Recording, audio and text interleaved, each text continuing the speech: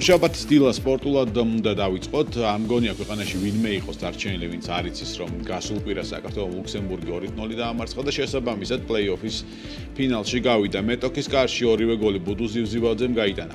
ხოლო საქართველოს ფეხბურთის ისტორიაში უდიდესი დღე თენდება. შეიძლება იფიქრეთ, რომ ეს მეორე უდიდესი დღეა, პირველი 4 წლის წინ იყო, მაგრამ იმ დღეზე საუბარი ახლა სრულად უადგილოა. პლეი-ოფის ფინალი 21 საათზე კვლავ დინამო არენაზე გაიმართება. ამჯერად საქართველოს ნაკრები საბერძნეთთან თამაშისთვის ემზადება და გამარჯვების შემთხვევაში, რისი დიდი სურვილიც და იმედიც გვაქვს, ეროვნული ნაკრები ევროპის ჩემპიონატზე პირველად იასპარეზებს.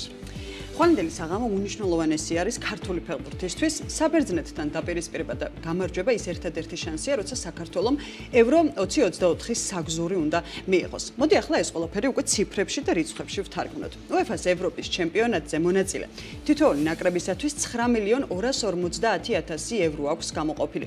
ეს ის თანხაა, რასაც საქართველოს საბერძნეთის დამარცხების შემთხვევაში გამოიმუშავებს. უშუალოდ კი ევროპის ჩემპიონატზე თითოეული გამარჯვებულისთვის UEFA 1.500.000 ევროს იხდის, ხოლო ფრის შემთხვევაში ნაკრებს 750.000 евро ერგება.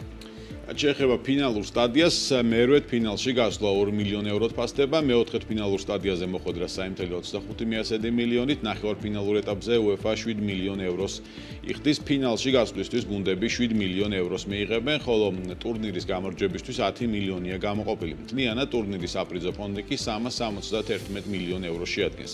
ევროპის ჩემპიონატი გერმანიაში 14 ივნისიდან 14 ივლისამდე გაიმართება, ფინალი კი ბერლინის ოლიმპიადის სტადიონზე შედგება.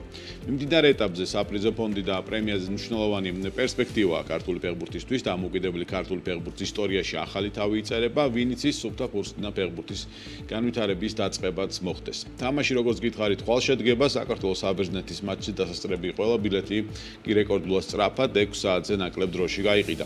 წარმატებები საქართველოს ნაკრებს და იმედია, რომ საქართველოს ვიხილავთ მალე ევროპის ჩემპიონატზე.